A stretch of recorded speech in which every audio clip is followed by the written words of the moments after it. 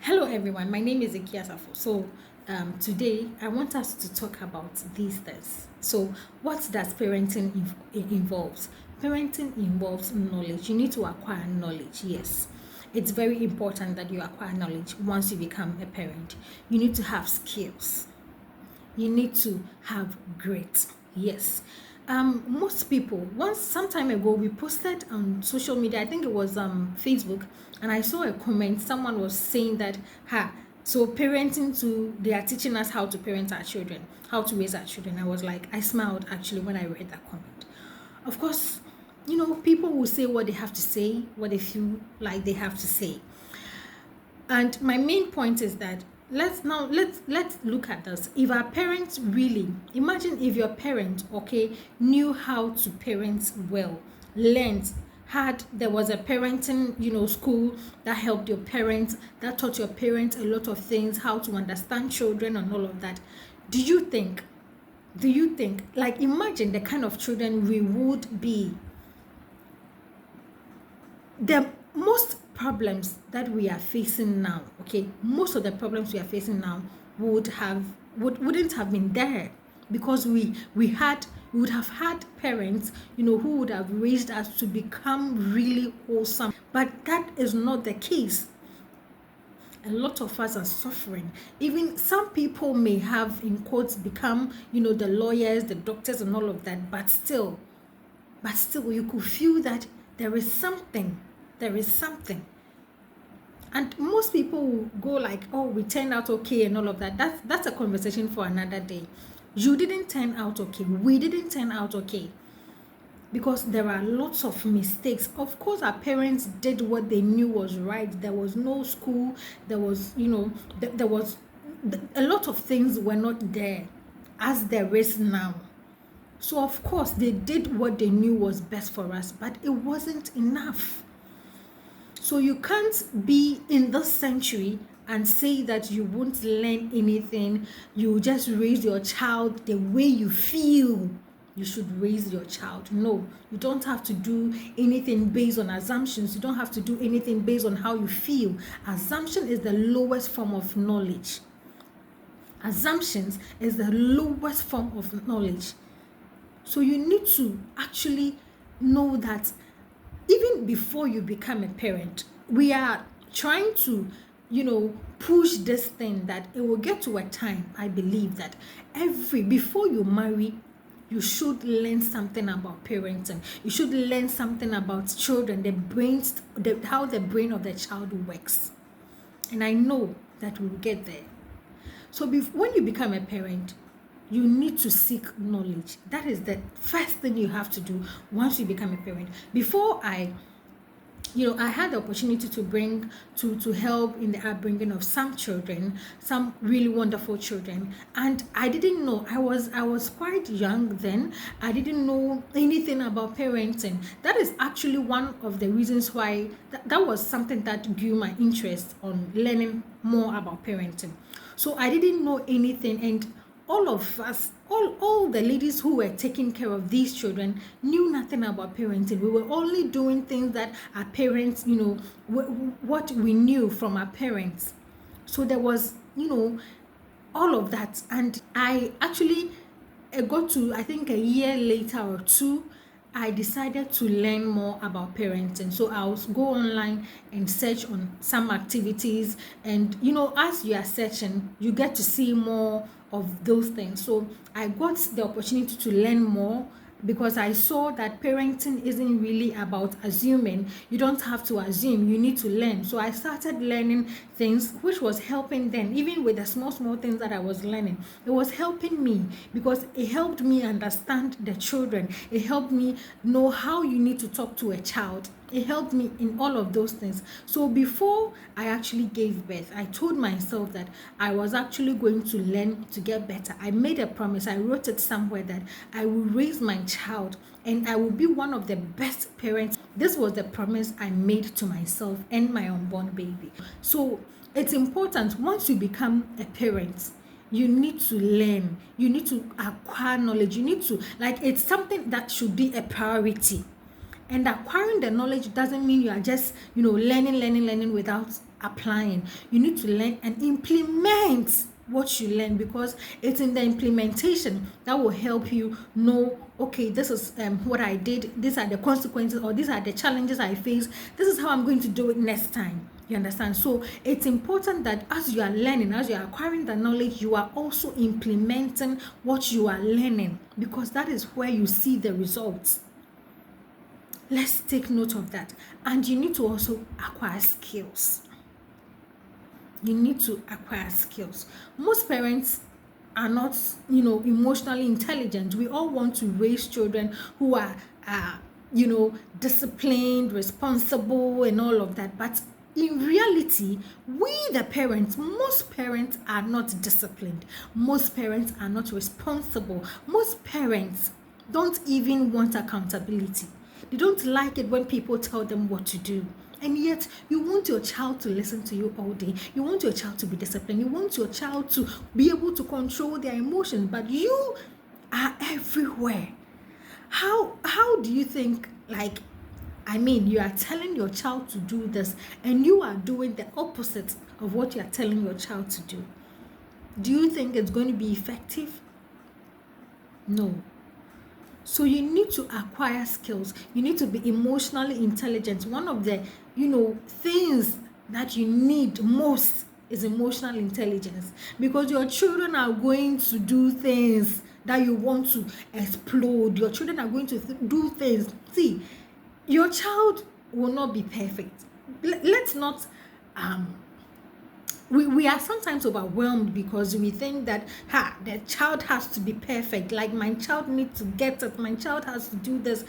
No, your child is never going to be perfect. Yes, you will learn, you will teach, they will still make mistakes, and it's fine, it's okay to make mistakes. Let them make mistakes, because it is, by the mistakes that they make, they are able to learn from those mistakes. So let us, emotional intelligence. And one of the things we are actually going to do next year is we are going to do all of these courses, emotional intelligence courses. We are going to give you so many, because when you become a parent, okay, there are so many things you need to learn so that you can also help your child. You can't pour from an empty bottle. If you are empty, you can't give anything to your child. You need to acquire skills. You need to be skilled to be able to help your child. And the final thing you need is you need to have grades. Grades is when grades actually tells us to try over and over and over and over again. Yesterday I was actually telling my children about grades. What's the meaning of grit and resilience? I was teaching them what it means. See, you need grit in your parenting. You need to have it, because you can't be right all the time. There are times you are going to face a lot of challenges. You are going to fail, and the fact that you fail at a particular thing as a parent doesn't mean you are a bad parent. Sometimes we do things and we regret what we have done, and we feel that we are bad. And even that thinking alone makes you feel overwhelmed. But if you know that it's okay, I have failed, I admit it, I have failed, so what can I do better next time? Then you know that you are a work in progress. We are all work in progress. But if you let failure overwhelm you, if you let failure make you unable to do what you have to do, that is when you really fail. That is when you really fail. So let's have grit. It's important. You are going to fail, and when you fail, tell your children. Let your children know that it's okay to fail. Okay? So if you are able to, accept that I have failed, you tell your children, you also learn, you help them learn from failure. You help them learn that okay, it's okay, we all fail. So but what actually failing actually means that it helps you know what to do better next time. So it's okay to fail. We all fail. It's okay, it's better. So it helps us know what to do, what to not do the next time. It helps us do better next time. So you need to have grit. You need to have grit. And stop telling your children all the perfect things. You were always first in class, you're always this in class, you were always that, you were always the best students, you never failed. I mean, what is that? You make, if your child especially fails, you make the child feel like, but why is something wrong with me? You make the child question themselves.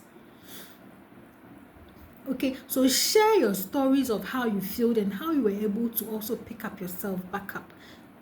Share stories, other people's stories. Share them to your child. Be vulnerable to your children. There are, of course, you need to have boundaries, but there are some stories you need to share to them so that they can also learn and know that, oh, it's okay to fail. Once I fail, it doesn't mean that I have to be there. I recall when I was in school, okay, my dad used to tell us that he was always first in class. As I know that we all had either our mom or our dads, okay, have one way or the other told us that they were always first in class. So my daddy used to tell us those things. He was first in class and he was brilliant and all of that. So one time in SHS, I actually we did a test. Okay, we did a test. I was a good student, so we did a test in science, and then I recall that I actually didn't do better. I didn't. I did. It was okay. The grades, the result was good, but I didn't get the grade or the result that I was actually expecting. And my teacher also passed the comment that I had disappointed him, and I cried that day. I cried in class. I was like, no, why didn't I get better? What am I going to tell my dad? Because he said he was always first in class. So I was also thinking, then I have to also be first in class. If I'm not first in class, then it means there is something wrong. So you see the kind of things that, passing on these stories of, you were perfect, you were better, you were brilliant in class, you never failed. You see the consequences they have on our kids. So we need to be very careful. Because I cried that day. I remember I cried. And it was another teacher who spoke to me that it's okay, you are a good student, you can work hard to get better next time. And that is how I picked myself up. So we need to stop preaching this, perfection, these stories of I was perfect, I was brilliant, I was first, I was all of that. Stop preaching all of those things to your children. It doesn't really help them. Encourage them to put in effort. If you're able to learn very hard, you can improve. These are some of the things we need to tell our children. So if you haven't actually registered, okay, if you haven't registered for our annual conference, then you are wrong. I am so excited. I know that we are going to, parents are going to, we are all going to learn a lot from this conference. And if you haven't registered, my dear parents, do so now. You see the link right under this video. Click on the link and register now. Now send the link. After you register, send the link to other parents, to your families, to your friends. See, all those around you, okay, all those around you should be able to also learn parenting. It makes the work somehow easier for you. I'm able to call my sisters, okay. I tell them what, like I tell them. These are the things. Sometimes I talk. I teach them, and then they are like, where did you get all of this information? And we need to learn. We need to learn, basically. That is that. So share to your people, your family, your friends, your colleagues. Share to them. Let them also learn what we are, what we are also teaching, so that we can all work together to achieve something great. I hope this video was helpful. Share to your friends and family. All right, see you in another video.